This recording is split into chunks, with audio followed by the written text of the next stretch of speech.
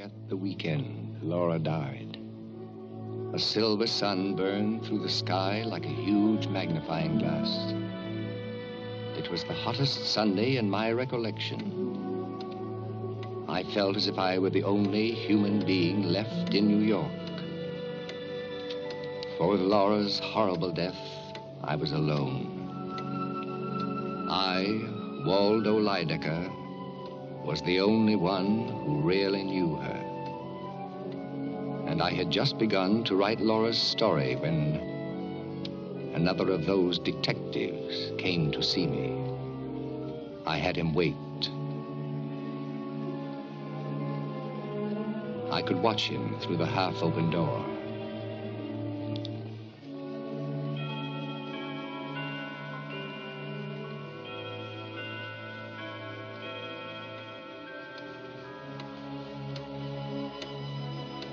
I noted that his attention was fixed upon my clock. There was only one other in existence, and that was in Laura's apartment, in the very room where she was murdered.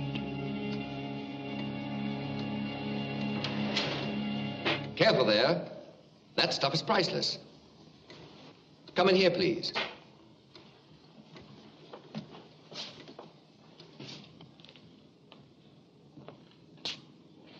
Mr. Lydecker? Oh, you recognize me. How splendid. Sit down, please. Nice little place you have here, Mr. Lydecker. It's lavish, but I call it home. I suppose you'll hear about the Laura Hunt murder. Yesterday morning, after Laura's body was found, I was questioned by Sergeants McAvity and Schultz. And I stated. On Friday night, Laura had a dinner engagement with me, after which she was ostensibly going out of town. She phoned and canceled our engagement at exactly 7 o'clock. After that, You ate a lonely dinner, then got into the tub to read. Why did you write it down? Afraid you'd forget it? I am the most widely misquoted man in America. When my friends do it, I resent it. From Sergeants McAvity and Schultz, I should find it intolerable. Hand me that washcloth, please, Mr. McPherson. McPherson. McPherson. Mark McPherson. The siege of Babylon, Long Island. The gangster with the machine gun killed 3 policemen. I told the story over the air and wrote a column about it. Are you the one with the leg full of lead? The man who walked right in and got him? Yeah. Well, well. Hand me my robe, please. You have a pretty good memory, Mr. Lydecker. I always liked that detective with the silver shin bone. Thanks. I hope you won't have any reason to change your mind about me. Have you any more questions? Yeah, just one. 2 years ago, in your October 17th column, you started out to write a book review. But at the bottom of the column, you switched over to the Harrington murder case. Are the processes of the creative mind now under the jurisdiction of the police? You said Harrington was rubbed out with a shotgun loaded with buckshot. The way Laura Hunt was murdered night before last. Did I? Yeah. But he was really killed with a sash weight. How ordinary. My version was obviously superior. I never bother with details, you know. I do. Well, so long. Mind if I go with you? What for? Murder is my favorite crime. I write about it regularly. And I know you'll have to visit everyone on your list of suspects. I'd like to study their reactions. You're on the list yourself, you know. Good. To have overlooked me would have been a pointed insult. You're not the sort of man one would insult, Mr. Lydecker. Do you really suspect me? Yes. McPherson, if you know anything about faces, look at mine. How singularly innocent I look this morning. Have you ever seen such candid eyes? Something you confiscated in a raid on the kindergarten? Takes a lot of control. Would you like to try it? No, thanks. Were you in love with Laura Hunt, Mr. Lydecker? Is she in love with you? Laura considered me the wisest, the wittiest, the most interesting man she'd ever met. I was in complete accord with her on that point. She thought me also the kindest, the gentlest, the most sympathetic man in the world. Did you agree with her there, too?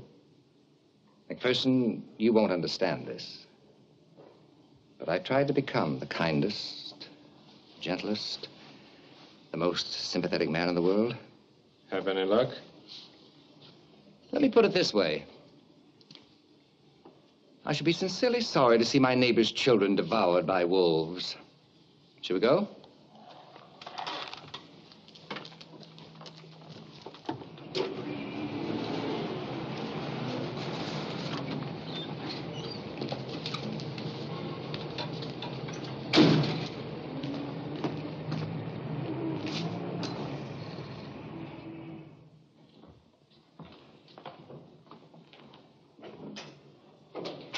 Good morning, Lieutenant.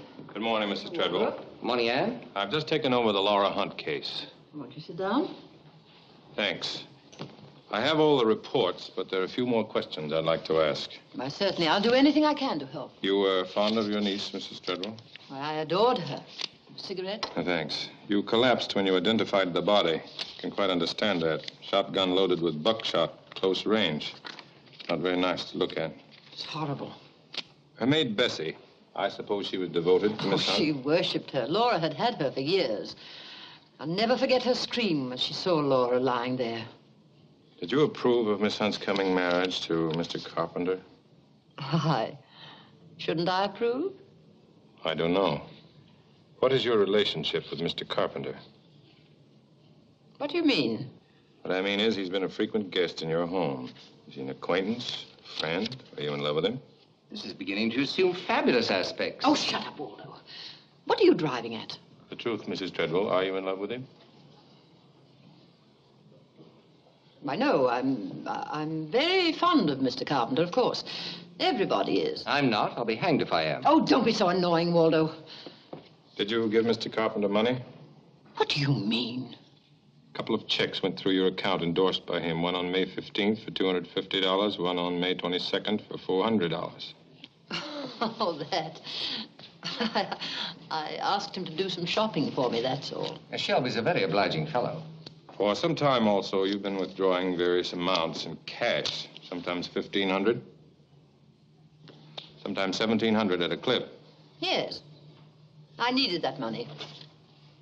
The day you took out $1,500, Mr. Carpenter deposited $1,350. When you withdrew $1,700, he deposited $1,550. Maybe they were shooting crap.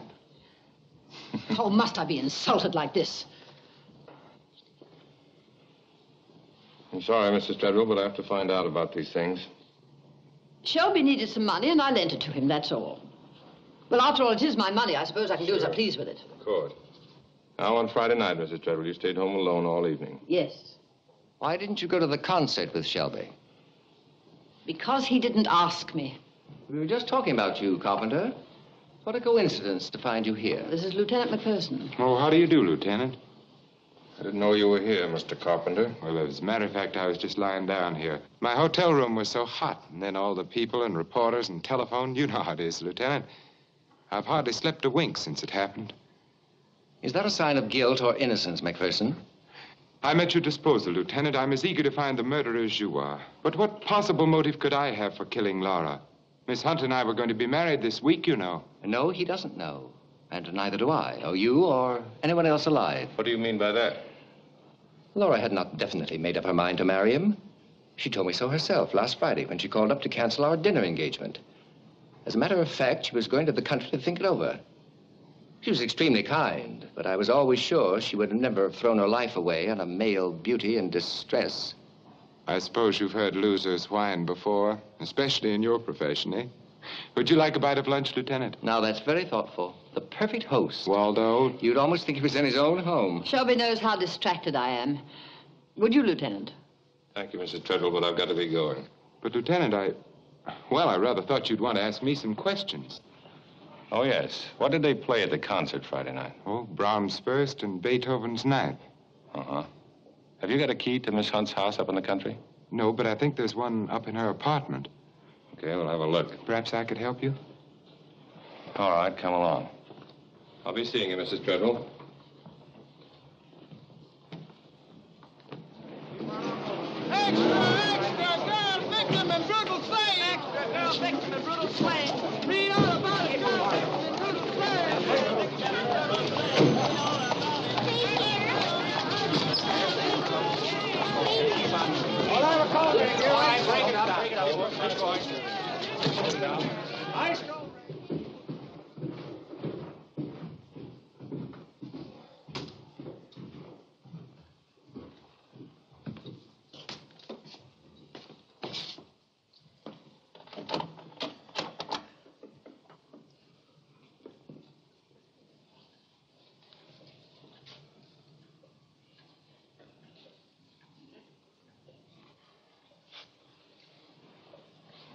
Doorbell rang. What?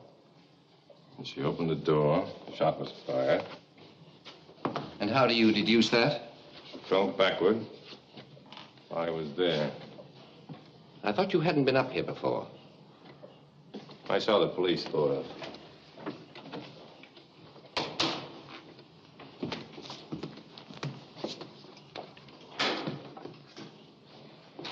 I guess I better try and find that key.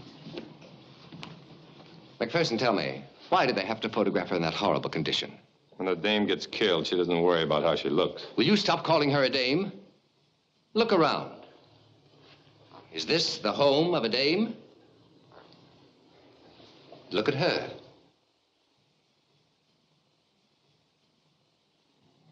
Not bad. Jacoby was in love with her when he painted it. But he never captured her vibrance, her warmth.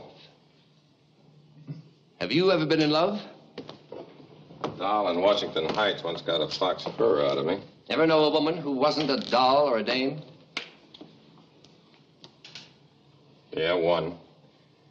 But she kept walking me past furniture windows to look at the parlor suites. Would you mind turning that off? Why, don't you like it? It was one of Laura's favorites. Not exactly classical, but sweet. You know a lot about music? I don't know a lot about anything, but I know a little about practically everything. Yeah? And why did you say they played Brahms first and Beethoven's ninth at the concert Friday night? They changed the program at the last minute and played nothing but Sibelius. Well, I suppose I should have told you in the first place. You see, I'd been working on that advertising campaign with Laura, and, well, we'd been working so hard, I just couldn't keep my eyes open. I didn't hear a note at the concert. I fell asleep. Next, he'll produce photographic evidence of his dreams. I know it sounds suspicious, but I'm resigned to that by now. I'm a natural-born suspect just because I'm not the conventional type. I wouldn't worry about it, Mr. Carpenter. Sounds reasonable. I fall asleep at concerts myself. Thank you. You found that key yet? No, I looked for it in the den, but it wasn't there. It may be in here.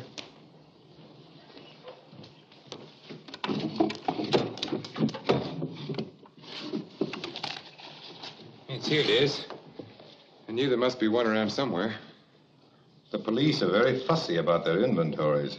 That key isn't on the list of things that were in that drawer yesterday. Then it's made a recent reappearance. You put it there, didn't you? Yes. Why? It's just that I didn't want to give it to you while Waldo was present. Oh. I have private reasons that don't concern him. Everything about Laura concerns me. You have private reasons, no doubt, to lie about the key. Waldo, for your own good, I'm warning you to stop implying that I had anything to do with Laura's death. Very well, I'll stop implying. I'll make a direct statement. All right, you asked for it. I wouldn't.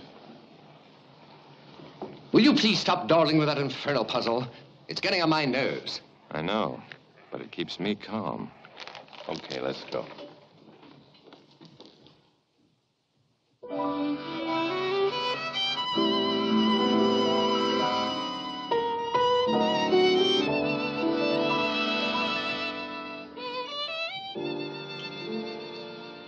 This was our table. Laura's and mine. We spent many quiet evenings here together. I remember we dined here the night before her 22nd birthday. Just we two. Happy. Making plans for her future. Good luck. But this was a far cry from the girl who walked into my life at the Algonquin Hotel 5 years before.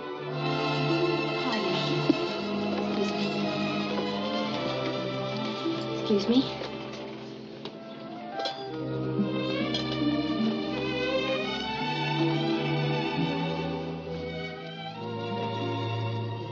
Mr. Lydecker, how do you do? My name is Laura Hunt, and I'm with Bullock & Company. You know, the big advertising firm. And I'd like to talk something over with you, if I may. You can hardly fail to realize that I'm engaged in eating my lunch. Yes, I know. I'm awfully sorry to interrupt this way, but it's so hard to get to see you the regular way, and this will only take a minute, really. Now, this is... Young woman, either you have been raised in some incredibly rustic community where good manners are unknown, or you suffer from the common feminine delusion that the mere fact of being a woman exempts you from the rules of civilized conduct. Or possibly both. Possibly. But here's what I wanted to show you. It's for the Wallace Flow Right pen. I know my company would be glad to pay you $5,000 if you'll endorse the ad. I don't use a pen. I write with a goose quill dipped in venom. Yes, but this is a very fine pen, Mr. Lydecker. The best on the market. Wouldn't you at least consider endorsing it? I'll neither consider, endorse, or use the Wallace pen. I hate pens. If your employers wish me to publish that statement in my column, you may tell them that I should be delighted to oblige. Oh, no. You mustn't do that. Don't blame Bullitt and Company, Mr. Lydecker. They don't know anything about this. It was my idea to see you. Indeed? Yes. I know they'd give anything down at the office to get your endorsement, only they think there's no use asking. So I had this ad made up all on my own because I thought, well, what's the harm in trying? There was always a chance that you might, Mr. Lydecker. Just think what it would mean. You seem to be completely disregarding something more important than your career. What? My lunch. Do you really believe that? Implicitly. I never heard of anything so selfish. In my case, self-absorption is completely justified. I have never discovered any other subject quite so worthy of my attention. But you write about people with such real understanding and sentiment. That's what makes your column so good. The sentiment comes easily at 50 cents a word. Well, if that's the way you really feel, you must be very lonely.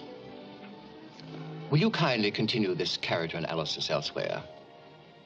You begin to bore me. You're a poor man. I'm very sorry for you. Naturally, I was annoyed by the incident. But she had something about her, that girl.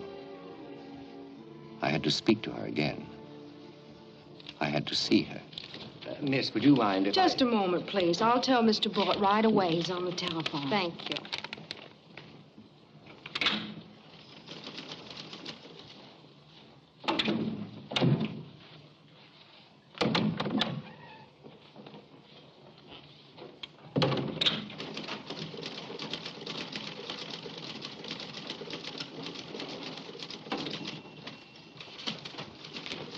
Boy, Waldo Lydecker to see Miss Laura Hunt. Announce me. Johnny, please tell the gentleman I'm busy.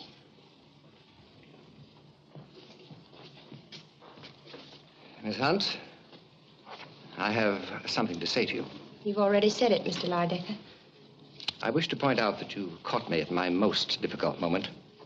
Ordinarily, I am not without a heart. Really?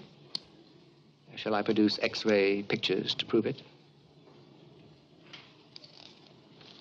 I wish to apologize. Your apology is accepted. Goodbye, Mr. Lydecker. If you come a little bit closer, my boy, I can just crack your skull with my stick. And now, for reasons which are too embarrassing to mention, I'd like to endorse that pen. Mr. Lydecker, thank you. You're a very strange man. What? You're really sorry for the way you acted, aren't you? Let's not be psychiatric, Miss Hunt. But in a word, yes. It's very kind of you, you know. I'm not kind, I'm vicious. It's the secret of my charm. But if you choose to think me kind, I'll call for you at 6. All right? All right.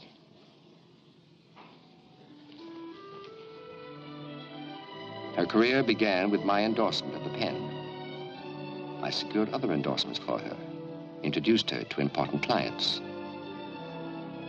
I gave her her start, but it was her own talent and imagination that enabled her to rise to the top of her profession and stay there.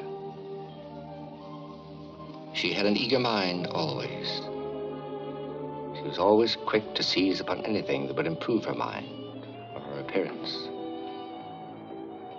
Laura had innate breeding.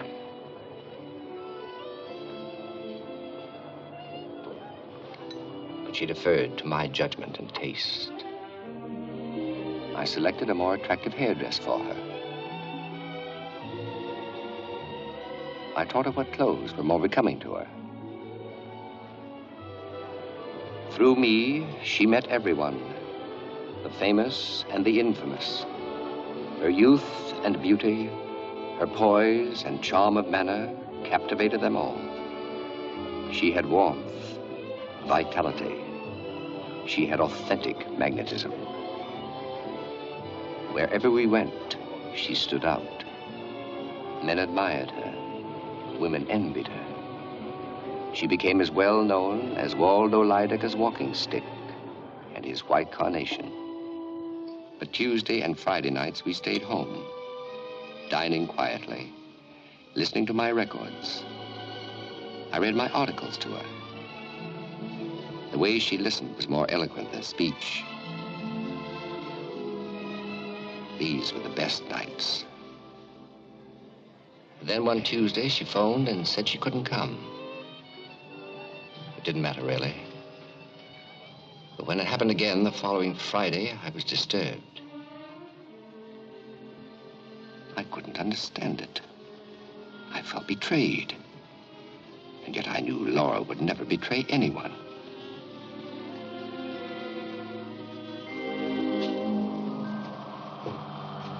I walked for a long time.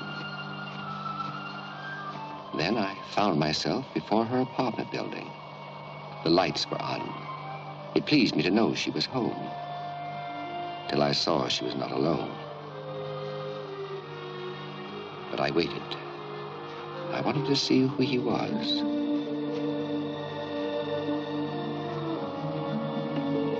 It was Jacoby, who had recently painted her portrait.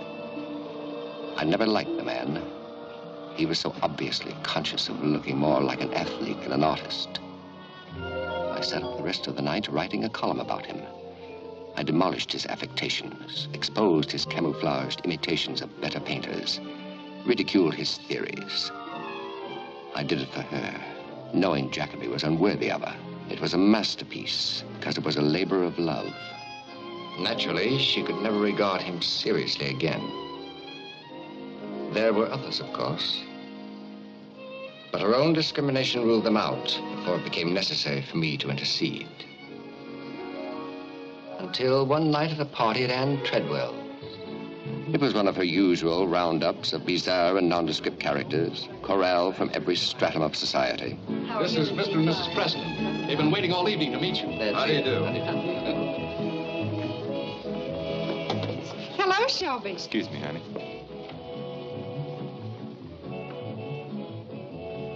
You're Laura Hunt. Yes. Hello. I'm Shelby Carpenter. Want to dance? I'm not alone. Oh, him? I bet he's still doing the polka. Excuse me, please. Yes. Betsy Ross taught it to me. Hello, darling, how are you? I see you've met Shelby. Hello. Unavoidably. He was awfully nice to me in Louisville at the Derby. His family's from Kentucky. Sharecroppers, no doubt.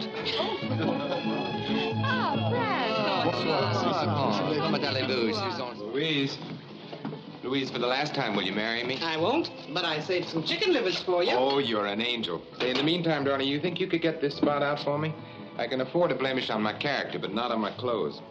Could need another mouthful. I'm afraid it's rouge. I'm afraid it's liquor. Oh, may I have a glass of milk from Mr. Lydecker? Of course, Miss Hunt. I forgot to tell you, I also read palms. I cook, I swallow swords, I mend my own socks, I never eat garlic or onions. What more can you want of a man? Don't listen to that scallywag, Miss I didn't Hunt. expect to find him here, Louise. Well, what do you mean? We're old friends. She feeds me, humors me, repairs me, and refuses to marry me, don't you, honey? I do. She has good sense. Now, wait just a minute. Thanks, Louise. You're wasting your time. She's got good sense, too. You're jealous. And what does it feel like, Mr. Carpenter? What does what feel like, Miss Hunt? Living on the income from an estate. Well, Or don't you know? Well, I did until the sheriff took it over 10 years ago. Why maintain the fiction? Why not work? Believe it or not, I asked one of my many friends for a job once. Executive of a big company, 2,500 employees. He could have pressed a button and done it, but he just laughed. He thought I was joking. Weren't you? No. When I convinced him, he got embarrassed. Said he'd phone me. That was months ago. Now, whenever he sees me, he looks the other way.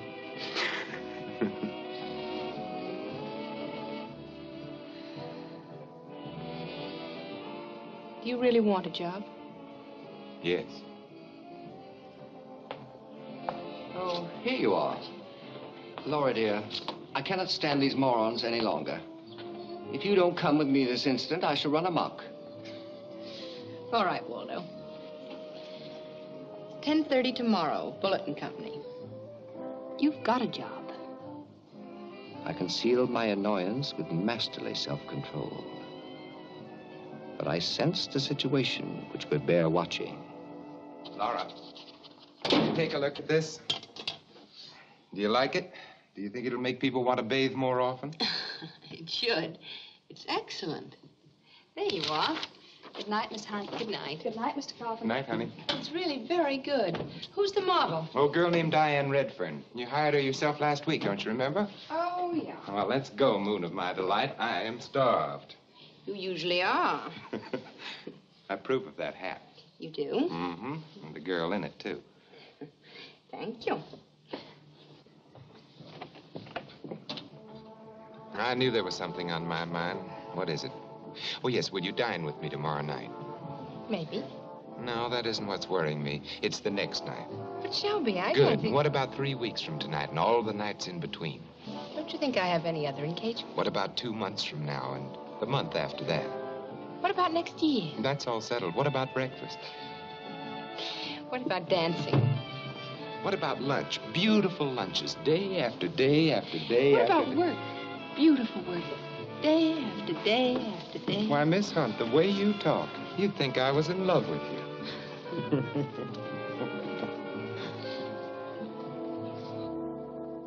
Yes, Laura, I heard everything you said. I went to call for you. I'm sorry, Waldo. And that reminds me. Old Mother Hubbard has something in the cupboard. The results of my private investigation of that sterling character, Mr. Shelby Coffin. By stooping so low, you only degrade yourself, Waldo. Did you know that he almost went to jail for passing rubber checks? That he was suspected of stealing his hostess' jewels when he was a house guest in Virginia? Naturally, they'd suspect him. Because he isn't rich. Those are only insinuations. The cheapest kind. These aren't only insinuations, my dear. There you are. Read them. What of it? I know his faults. A man can change, can't he? People are always ready to hold out a hand to slap you down, but never to pick you up. All right, I'm helping Shelby. His past is his own affair. I only care about the present. Speaking of the changed Mr. Carpenter in the present tense, he's now running around with a model from your own office. Her name is Diane Redfern. I'm closer to despising you than I thought I ever would be.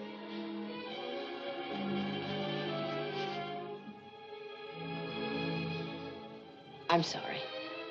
I should have told you before. Shelby and I are going to be married next week. I believe you presented him with a cigarette case on his last birthday. Rather valuable, isn't it? Where did you get it? From the pawn shop where Diane Redfern took it after he gave it to her. I don't believe it. He probably needed money and was too proud to borrow. Carpenter proud. Perhaps that's why the pawn ticket was in her name. Before this goes any further, well, I'll just... He isn't home.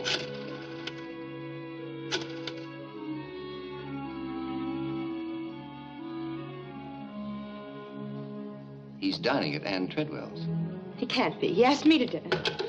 He would have canceled his appointment with her if you had accepted. He treats her rather badly these days. I'm afraid she'll say he isn't there.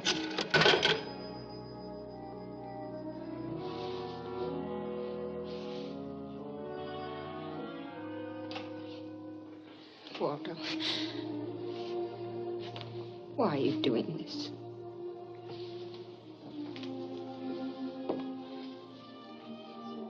For you, Laura. Shall we pay them a visit? He won't be there, Walter. I know he won't. All right. We'll see. Don't you want to take this little bauble along in case he is there?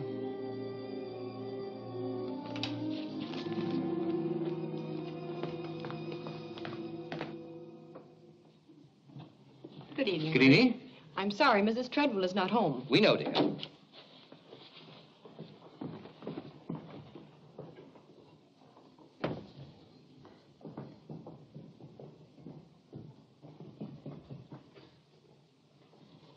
Good evening.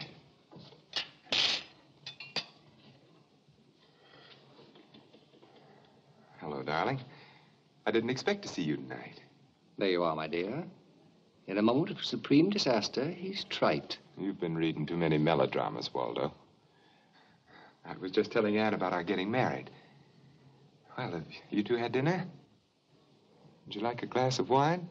Why don't you sit down?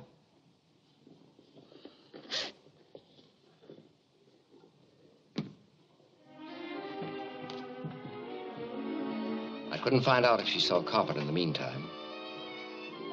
All I know is that on Friday she had lunch with Diane Redfern. What came of it, I hope to hear that night. I alternated between moods of over-optimism and over-pessimism. When the phone rang, I had a foreboding of disaster. I called to tell you, Waldo, I'm frightfully sorry. I can't have dinner with you tonight. Oh, no, I'm not sick. I'm just dreadfully nervous. I'm going to the country for a few days. Yes, I'm afraid it's about Shelby. Oh, no, please, there's nothing you can do. I've got to think this thing out for myself. I'm sorry. I'll call you when I get back. Bye. It was the last time I ever heard her voice.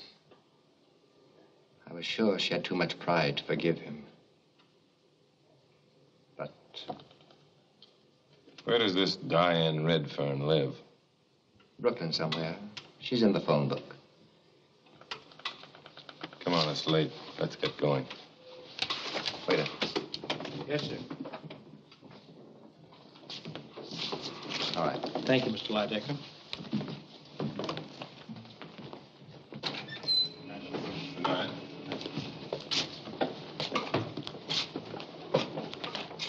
I shall never forgive myself for letting her become involved with Shelby.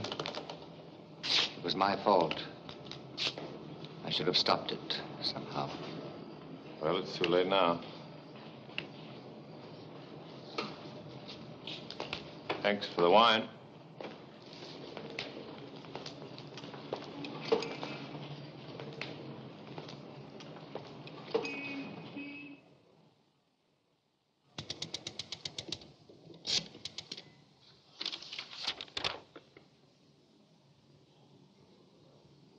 Hello, Miss Gonies. This is Lieutenant McPherson, Homicide Bureau. Laura Hunt had been buying her liquor from you for several years, hadn't she? Yeah. Did she ever buy a brand of scotch called Black Pony? Yeah. I see. That's all I wanted to know, thanks. She's here, McPherson, the maid. Okay. Come in, Miss Clary.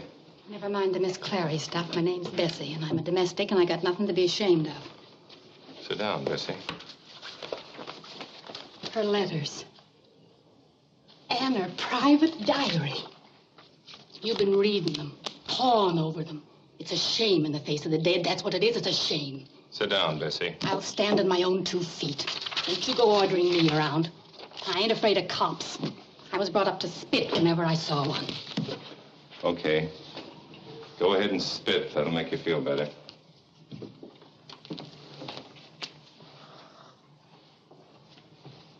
What do you want to know?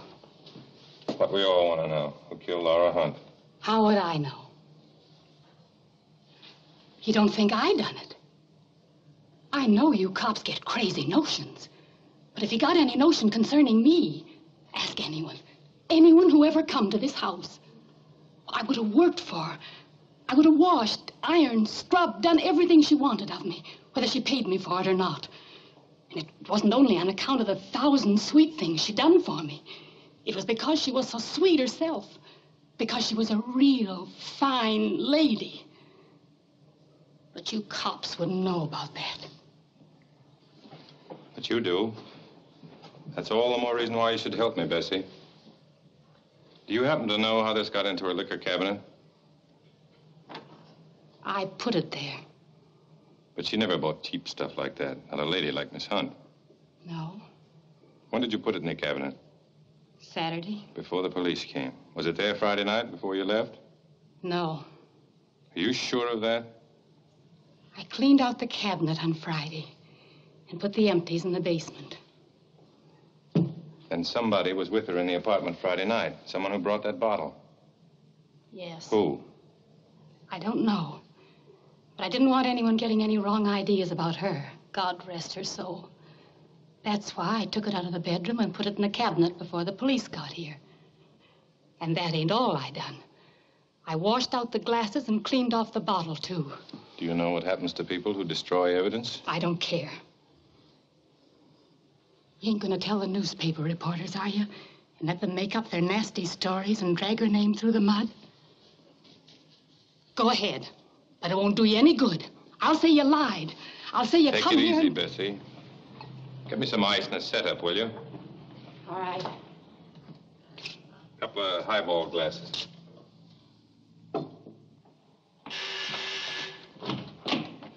Good morning. Lieutenant McPherson sent for me. Good morning, Lieutenant. Hello, McPherson. This is quite a delegation. I only sent for you, Carpenter. I know. Well, Shelby's dropping me off at the hairdresser's later, so I thought I might as well come along. My excuse is equally feeble. I just popped in to pay my dubious respects and inquire as to the state of your health. Insipid, I I trust. was just going to pour myself a drink. Would you care to join me? Well, that's a very nice idea, Shelby. Wouldn't you like one? I'll get it. Never mind. Bessie, would you bring a couple more glasses, please? Yes, sir. Hi, Bessie. What are you doing here? I'm paid up for the week and I'm working regardless. Would you like one, Lydecker? I see no reason to exclude myself. The host provides scotch. This do? I presume it'll have to. How about you, Carpenter? It's cheap, but it's potent. As a matter of fact, I don't think I care for any. I'm not much of a daytime drinker. Uh-huh. That'll be all for you, Bessie. You can go home now. But yes, sir.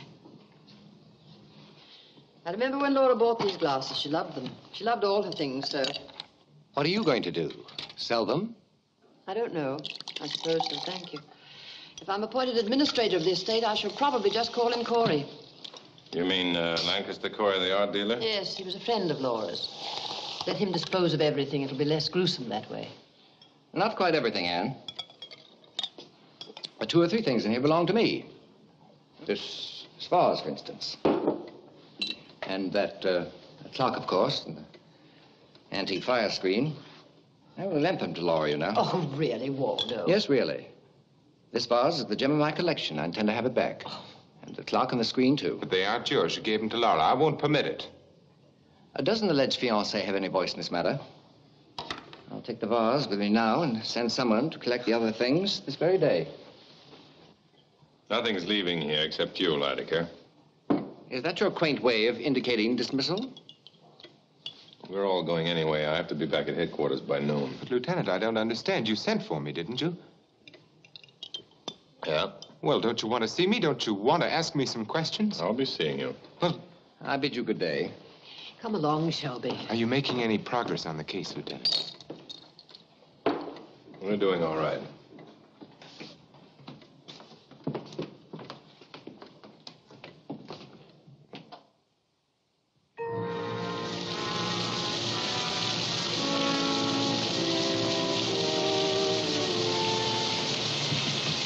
Oh, Mark.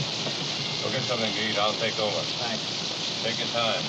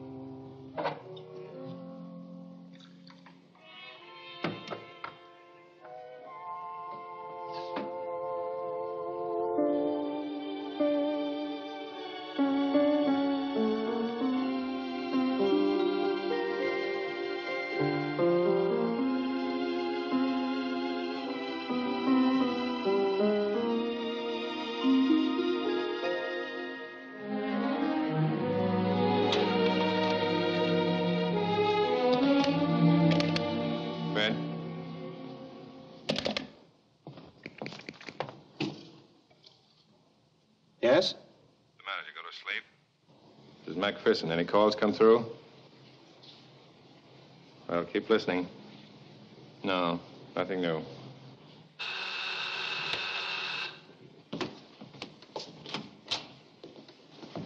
I happen to see the lights on. Have you sublet this apartment? You're here often enough to pay rent. Any objections? Yes. I object to you prying into Laura's letters, especially those from me. Why? Yours are the best in the bunch. Thanks. But I didn't write them to you. Haven't you any sense of privacy? Murder victims have no claim to privacy. Have detectives who buy portraits of murder victims a claim to privacy? Lancaster Corey told me that you've already put in a bid for it. That's none of your business. McPherson, did it ever strike you that you're acting very strangely? It's a wonder you don't come here like a suitor with roses and a box of candy. Drugstore candy, of course. Have you ever dreamed of Laura as your wife? By your side at the policeman's ball, or in the bleachers? Or listening to the heroic story of how you got a silver shin bone from a gun battle with a gangster? I see you have. Why don't you go home? I'm busy. Perhaps we can come to terms now. You want the portrait? Perfectly understandable. I want my possessions, my vase, my clock, and my screen. Also perfectly understandable. Now, if you... Get going. You better watch out, McPherson, or you'll end up in a psychiatric ward. I don't think they've ever had a patient who fell in love with a corpse.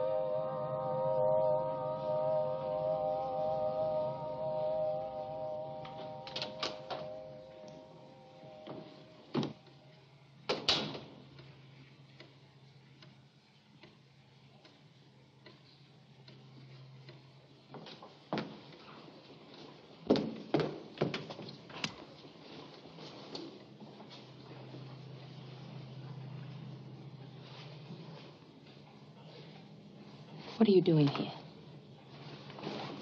You're alive. If you don't get out at once, I'm going to call the police. You are Laura Hunt, aren't you? Aren't you? I'm going to call the police. But I am the police. Mark McPherson.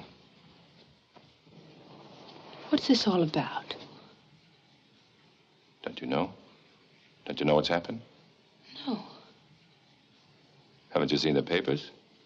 Where have you been? Up in the country, I don't get a newspaper. Haven't you got a radio? It was broken. What?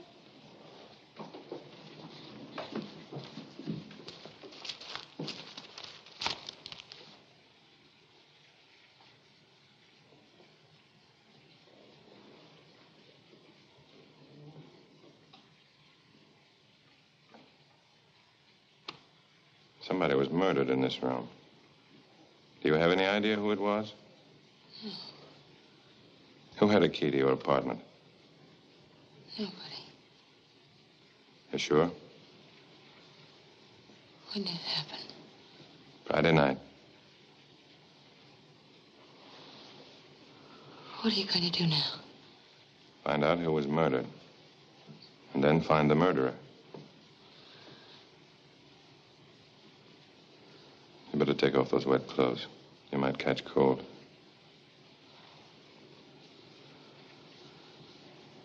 Yeah.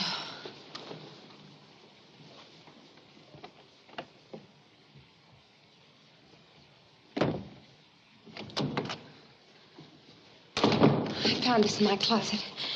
It's behind Redford's. It wasn't here when I left. She's one of our models. Just about my size. Beautiful, wasn't she? Do you suppose?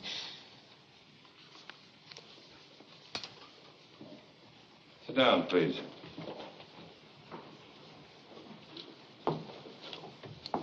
This is Monday night. You left on Friday. Rather a long weekend, isn't it? Yes. What train did you take? The 7:26. See anybody you knew on the train? No. Then what? Then I got off the train at Norwalk. Saw nobody you knew at the station either? No. Go on. Then I went to the garage where I keep my car. It's a private garage. Nobody saw me there either. Then I drove to my house. You were there 3 days. What did you do? Worked in my garden. You didn't go out in all that time? No. I had everything I needed in the house. Nobody came to see you? Nobody. I went there to be alone. Police were there on Saturday. There was no one in the house. Oh, yes. Saturday, I took a long walk. I walked for hours in the woods. Mm-hmm. You were going to marry Shelby Carpenter this week. Thursday, if I'm not mistaken. Yes. Yet you went away just before your wedding for a long weekend to be alone. I was tired. I'd been working hard. You know Shelby Carpenter has a key to this apartment. Why didn't you tell me? I know nothing of the sort. He hasn't. How else did the girl get into the apartment? You knew she was in love with Carpenter, that he had given her your cigarette case. You know all that, don't you? I knew that she was in love with him. She told me so herself. When did she tell you? At lunch last Friday. I also know that she meant nothing to Shelby. I understand him better than you do. She was found in your dressing gown and slippers. That's hardly the regulation costume for an impersonal chat between a man and woman who mean nothing to each other. Did you know or did you suspect that he was going to bring her here Friday night, Miss Hunt? How could I? I don't know that he brought her here. Neither do you. You merely assume it. What other assumption is possible? Do you love this fellow Carpenter so much you risk your own safety to protect him? My own safety? Do you suspect me? I suspect nobody and everybody. I'm merely trying to get at the truth. I see you have been trying to get at the truth. You've read things I never met anyone else to look at. Strictly routine. I'm sorry. Really. Well, I'd better be going. I'll see you in the morning, Miss Hunt. Oh, I must ask you not to leave the house or use the phone. But I've got to let my friends know I'm alive. Sorry, Miss Hunt, but I must insist you do as I say. Am I under arrest? No. If anything should happen to you this time, I wouldn't like it. All right, I promise. There's one more thing. You may as well know what I know. Some of it, at any rate. It'll save time and a lot of unnecessary fencing. I know that you went away to make up your mind whether you would marry Shelby Carpenter or not. What did you decide? I want the truth. I decided not to marry him. I'll see you in the morning. Good night. Good night.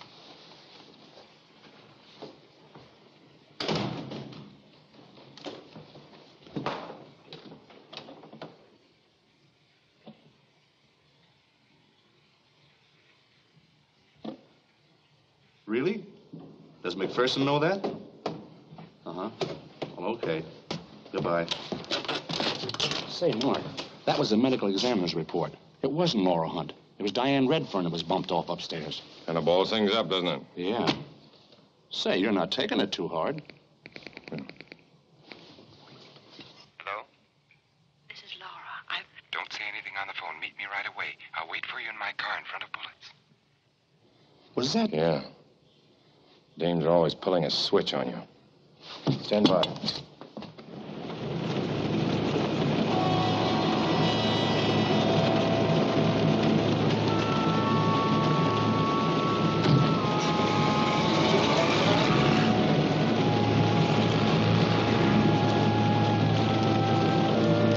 You follow her, I'm gonna tail him.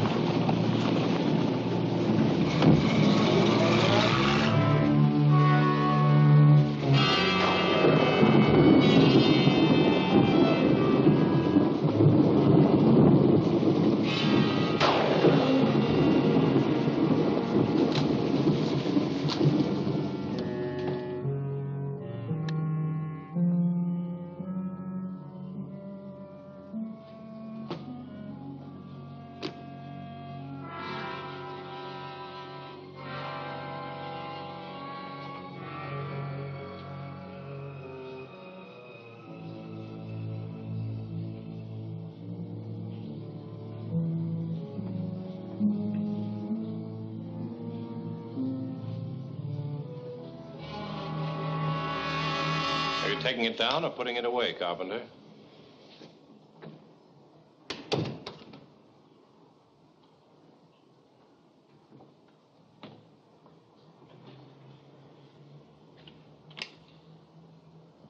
It's been fired lately. Yes, I killed some rabbits with it. When? Oh, a while back. I don't know exactly. You know about guns, don't you? Yes? How come you didn't clean it afterward? I don't know. I forgot, I suppose. Your initials? Yes, I gave it to Laura for protection. She didn't want it, but I insisted. This house is rather isolated, as you see. Did you teach her how to use it? No. Does she know how? I don't know. It didn't occur to me to ask. You're a vague sort of a fellow, aren't you, Carpenter? I've spent very little time in observing my own character, Mr. McPherson. You haven't borrowed it lately. You didn't just bring it back tonight. You followed me here. You saw me come in. You ought to know. You realize the spot you're in, Carpenter? You took that poor girl to Miss Hunt's apartment. You knew all along it was she who was murdered. Didn't you know Laura Hunt would come back any day and spill the whole thing? Or did you plan to kill her, too? Hide the body someplace and cover up your first crime? You're being fantastic, McPherson. You took a bottle of Black Pony to her house Friday night. I took it there over a week ago. Bessie says it wasn't there Friday night. It was Saturday morning. I can't help what Bessie said. Where's the key to her apartment? I haven't got it. What did you do with it? Give it back to her tonight? I never had one. Okay, you didn't take the bottle of scotch to her house Friday night, and you haven't got a key to her apartment. How did you get in? Well, you had a key, and I know it. Now, come on, Carpenter, spill it. Laura kept a duplicate key at her office. I went over and got it. I'd asked Diane to dine with me. I wanted to have it out with her once and for all. You know, she thought she was in love with me. Well, we couldn't go on talking in public places. She was too upset. I couldn't go to her room, and I didn't want to take her to my hotel, so we went to Laura's. Yeah? We talked there for about 3 hours, and then the doorbell rang, and... Go on. Diane was frightened, but knowing Laura as I've known her, I've learned to be surprised at nothing. What do you mean by that? Well, her friends would come to her with their troubles at all hours of the day or night. I asked Diane to answer the door. Why didn't you go yourself? Well, supposing one of Laura's friends had found me there. Why open the door at all? Well, they must have seen the light.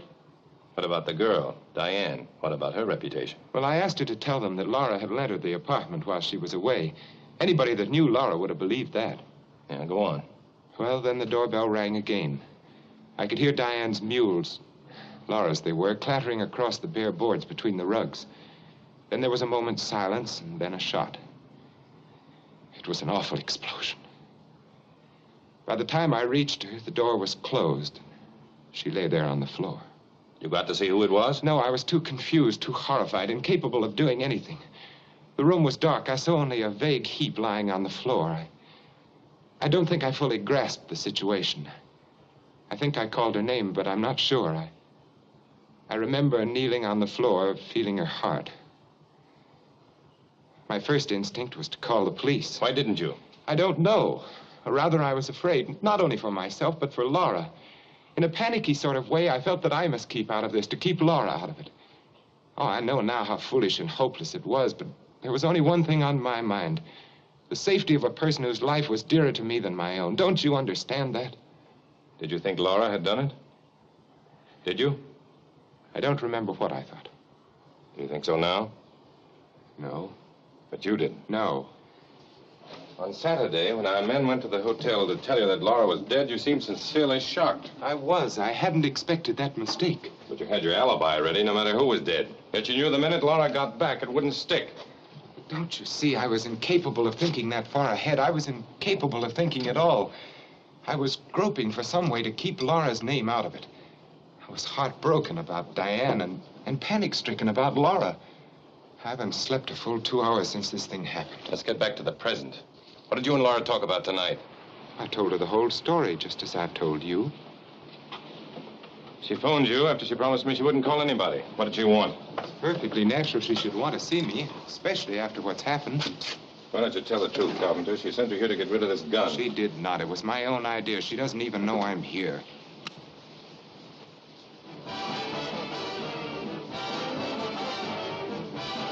It works fine, doesn't it? Yes, did you think it wouldn't? I hoped it wouldn't. All right, let's go. Oh, am I under arrest? No, but you're not to leave town. It would be foolish of you to try it.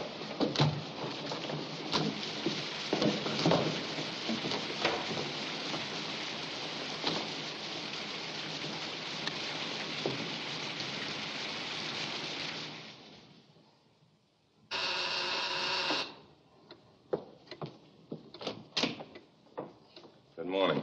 Good morning. What's that? Breakfast. You didn't buy any food when you went out last night.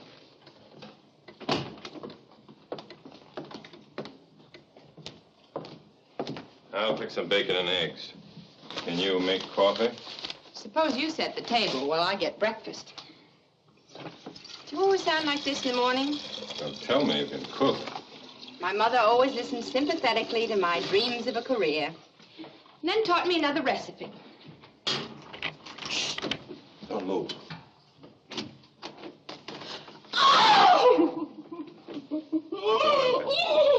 That's all right, Bessie. She's alive. It's all been a mistake, Bessie. I'm not a ghost, really.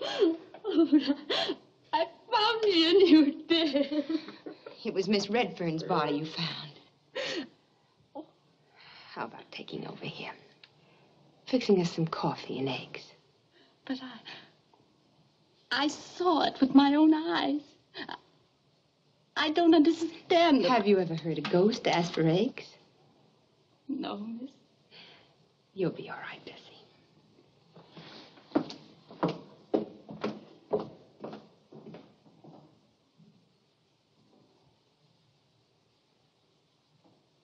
Somebody should have warned her. Poor Bessie. By the way, I've asked Waldo Lydecker to come here this morning. Did you tell him?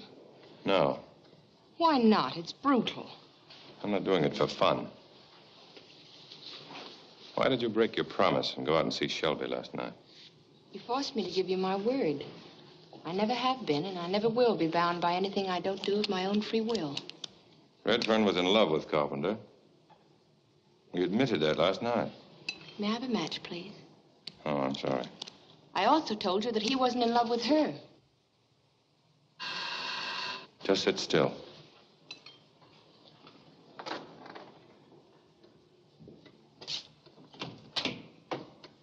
Hello, Lieutenant. Morning, my darling. Hello, dear. Ah. Thank you. Oh, it's on again. Do I have to get a permit from the police department to kiss my fiancée good morning? So he made you change your mind. Speaking of changing one's mind, Mr. McPherson, I have just come from my lawyer. Yeah? Did he tell you how much you get off for good behavior? No, but he told me that anything I may have said last night was said under duress and can't be used against me. Besides, none of it was true. Smart lawyer you've got, Carpenter. Maybe he told you how that scotch got up here Friday night after you'd bought it at Mosconi's. Maybe it was the lawyer who brought Diane Redfern up here. Maybe...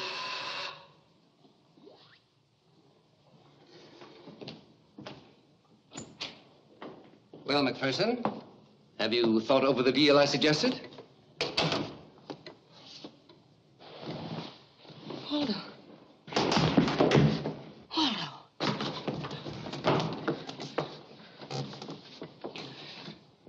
Right hand pocket.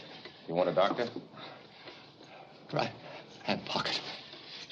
We'd better take him into the bedroom.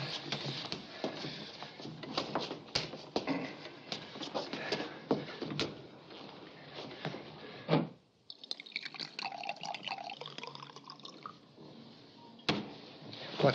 Don't try and say anything, dear. Just be quiet. You know, I think this is carrying things too far. Your methods are vicious. There ought to be a law against it. Yeah? How does he feel now? It was a terrible shock, poor darling. Don't tell me you're in love with him, too. Look here, fella. You're not to talk that way to Miss Hunt. Shut up. Why do you cover up for a guy like him? Don't answer him, Laura. What story did he tell you last Don't night? answer him. Let him talk to our lawyer. Our lawyer. So now you're covering up for each other. Look at him, Laura. He's beginning to crack up. He'd use anything to make an arrest just so he can be a big shot in the headlines. I've got enough on you to arrest you right now. Quick, McPherson, the handcuffs. Trundle him off to the hoosgow. You keep out of this. But you'll look nice in bracelets, Carpenter. Why don't you get down on all fours again, Waldo? It's the only time you've ever kept your mouth shut. I hope you'll forgive my wee touch of epilepsy, my dear. It's an old family custom. Well, McPherson, what does Laura's resurrection do to you? Too bad Diane Redfern can't be resurrected. I'm afraid I've interrupted what you call a pinch. Do your duty, McPherson. You know, Lydecker, you've made me change my mind. For the moment. Well, in that case, we'll have time for a little get-together. You better order some liquor and some food, Laura. What for? People are coming to celebrate your return. Anne, and Bullitt, and Corey, everybody. Who asked them to come? I did, when I wasn't there. I phoned my man, and he's calling everyone. Why did you do that, Waldo? A sense of the fitness of things, my dear. Perhaps our friend can weave all the loose ends into a noose. Eh, McPherson? Sorry you went to all that trouble. I've already called them.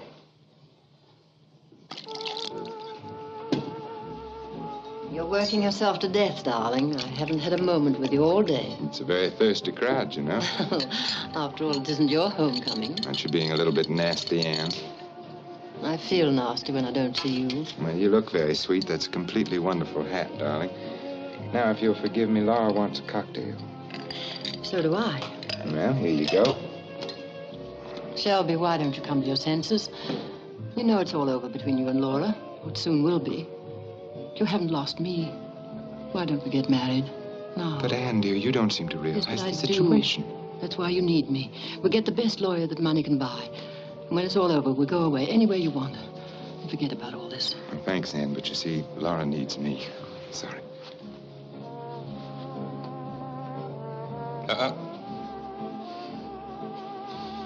Laura, Thanks. if you don't mind, I'd like a word with Miss Hunt. I don't mind. Talk to her as much as you like. I see he's taking a new tack. What do you mean? Trying to make you like him, to make you talk. Shelby, tell me, why did you go to... Excuse me. Why did you go to the cottage last night? But don't you know? I was afraid you wouldn't think of hiding that shotgun. What shotgun? The one I gave you. You don't have to lie to me, darling. I'll stand by you.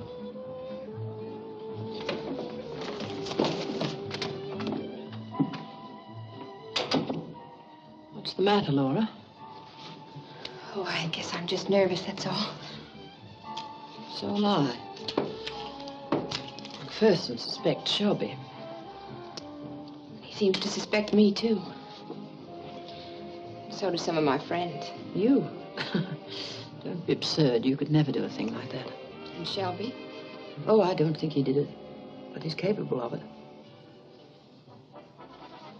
Are you as interested in McPherson as he is in you? But, Anne, I only met him last night. It's more than long enough sometimes. Anyway, he's better for you than Shelby. Anybody is. Shelby's better for me. Why? Because I can afford him and understand him. He's no good, but he's what I want. I'm not a nice person, Laura, neither is he. He knows I know he is just what he is. He also knows that I don't care. We belong together because we're both weak and can't seem to help it. That's why I know he's capable of murder. He's like me. No, dear, I didn't. But I thought of it.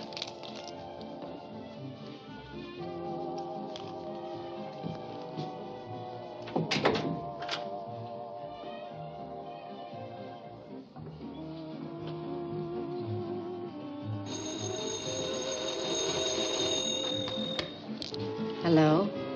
Yes? Yes. What's for you, Lieutenant? Thank you, Bessie. McPherson. Yeah, I know. Don't worry. I told you I'd bring in the killer today. Yeah, I was just going to make the arrest when you called. No, I can't tell you now. I'm not alone. You'll see when I come in. Right. See you later.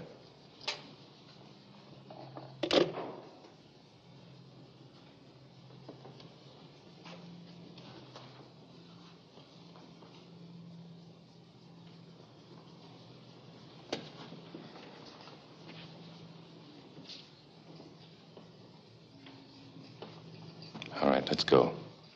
You mean? Yeah. Oh, no! No. No, no. Not Miss Hunt. Please. Thank you, Bessie. Thank you. Now, will you please be good enough to go and get me my things? Yes, miss.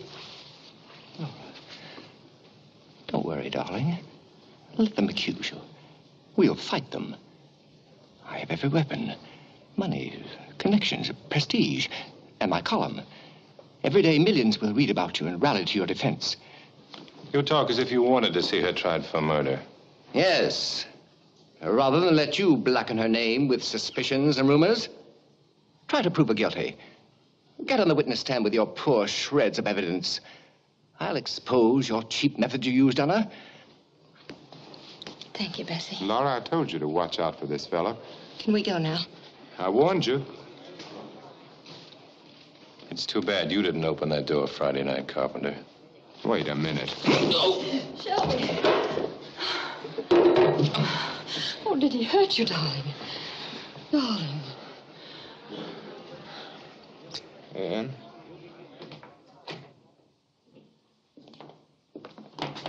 Come in. Sit down. We'll be all Gallagher. Yes. All right? Let's have it. Look at me. What are you trying to do? Force a confession out of me? You've been holding out, and I want to know why. It'll be easier for you if you tell the truth. What difference does it make what I say? You've made up your mind I'm guilty. Are you? Don't tell me you have any doubts, since you... Oh, I can't, please. Do I have to have those lights in my face?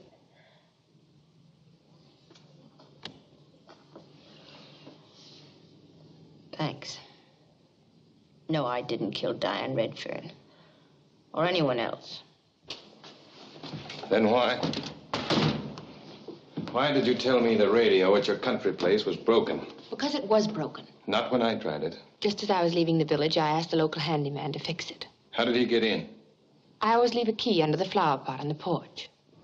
You're too intelligent to make up something I could check so easily. But you're intelligent enough to have broken it yourself, to strengthen your story. The main thing I want to know is why you pulled that switch on me about Carpenter. You told me last night you decided not to marry him. Yes, I guess I did. But today it was on again. Why? Well, I changed my mind. What are you trying to hide?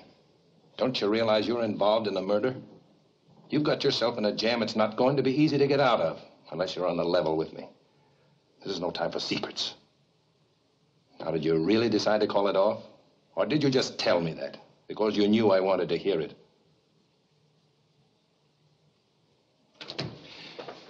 What went on between you and Carpenter when you saw him last night? Did he persuade you to make up? Or did you agree to pretend you had? Was that it?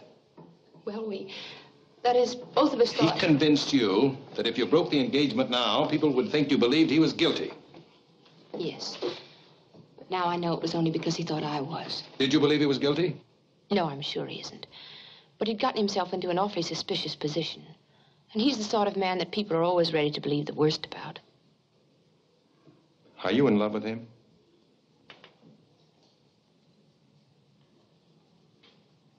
I don't see how I ever could have been.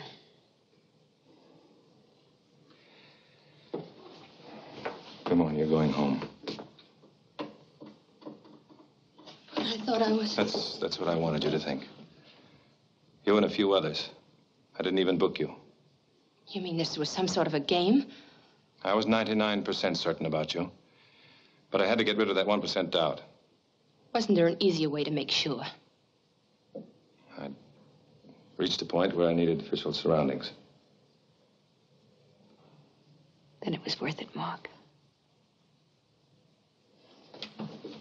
I'll call a cab for you.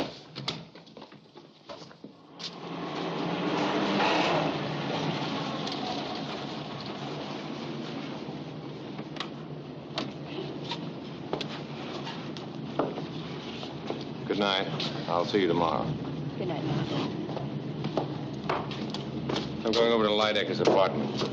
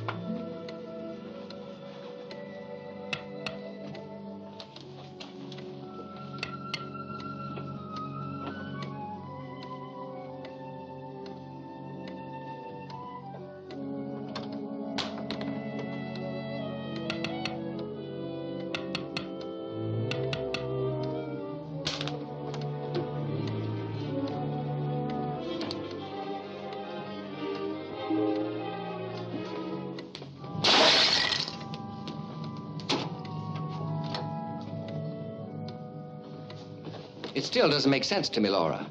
He's playing some sort of a game with you. I don't think so. I don't deny that he's infatuated with you in some warped way of his own. But he isn't capable of any normal, warm, human relationship. He's been dealing with criminals too long. When you were unattainable, when he thought you were dead, that's when he wanted you most. But he was glad when I came back. As if he were waiting for me. Do you know what he calls women? Dames. A dame in Washington Heights got a fox fur out of him. His very words. That doesn't mean anything. He isn't like that. Laura, you have one tragic weakness. With you, a lean, strong body is the measure of a man. And you always get hurt. No man is ever going to hurt me again. No one. Not even you. I? Hurt you? Laura, look at me. When a man has everything in the world that he wants, except what he wants most, he loses his self-respect. It makes him bitter, Laura. He wants to hurt someone as he's been hurt. You were a long time in finding out about Shelby. But that's over now. We'll be back together again. Haven't you heard of science's newest triumph, the doorbell? I don't like to remind her. That was the murderer's signal. Did you eavesdrop too? I hope. I thought you'd like to know. We tested your shotgun. It isn't the one. Now that's what I call a typical move. A real key to the man's character. First he tells you that he thinks you're innocent, then proceeds to check up on you. I report that I think she's innocent. That's my own personal opinion. When I submit proof, it becomes the opinion of the department. This entire maneuver could be a trick to get you off your guard. It could be, but it isn't. I believe you, Mark. It's the same obvious pattern, Laura. If McPherson weren't muscular and handsome in a cheap sort of way, you'd see through him in a second. Waldo, I mean to be as kind about this as I know how. But I must tell you, you're the one who follows the same obvious pattern. First it was Jacoby, then Shelby, and now I Laura, suppose... I don't think we should see each other again. You're not yourself, darling. Yes, I am. For the first time in ages, I know what I'm doing. Very well. I hope you'll never regret what promises to be a disgustingly earthy relationship. My congratulations, McPherson. Listen to my broadcast in 15 minutes. I'm discussing great lovers of history.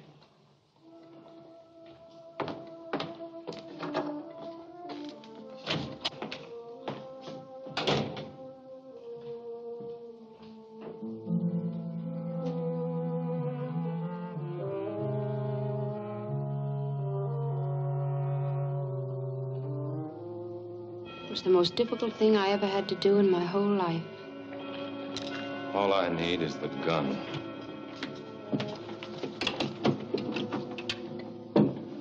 What are you doing?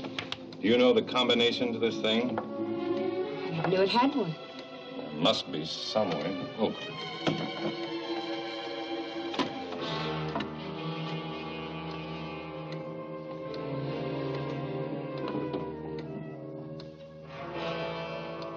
Have you ever seen this before? No. Waldo gave you that clock, didn't he? Yes. The doorbell rang, and Diane Redfern went to the door in your negligee. She opened the door. The room was dark. Waldo saw a girl standing there, and he assumed it was you. He figured that if he couldn't have you himself, he was going to make sure that nobody else did, so he let her have it. With both barrels right in the face. She fell here. Waldo heard Shelby running from the next room, so he hid in the stairway outside. Shelby was scared, so he ran out as fast as he could, then Waldo came back and placed the gun in that clock. I knew it. I felt it ever since I came back. But I didn't want to believe it. I couldn't make myself believe that Waldo was a murderer. Well, he is. He didn't really kill Diane Redfern. I killed her. What are you talking about? But I did, Mark. I did as surely as if I'd pulled the trigger myself. That's nonsense. Forget it. No, Mark, I can't. I'm as guilty as he is. Not for anything I did. For what I didn't do. But I couldn't help myself. I owed him too much.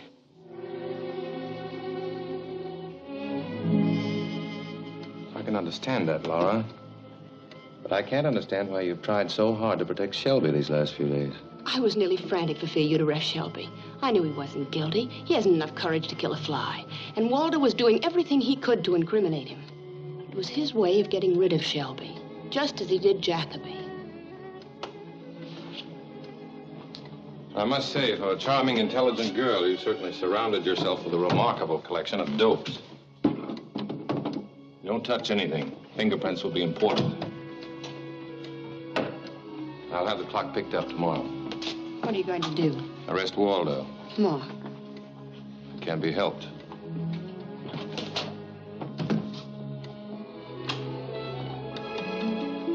That's to make sure you're not disturbed. If the doorbell rings, don't answer it. I'll phone you in the morning. Good night, Mark. Get some sleep. Forget the whole thing like a bad dream.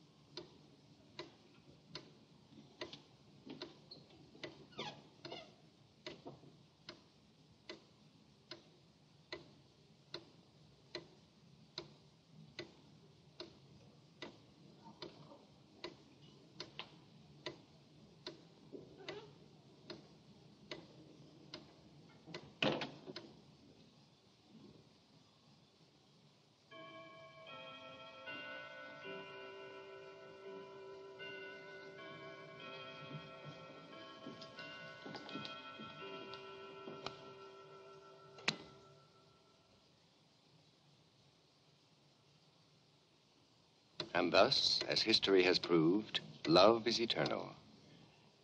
It has been the strongest motivation for human actions throughout centuries. Love is stronger than life. It reaches beyond the dark shadow of death. I close this evening's broadcast with some favorite lines from Dowson. Brief life.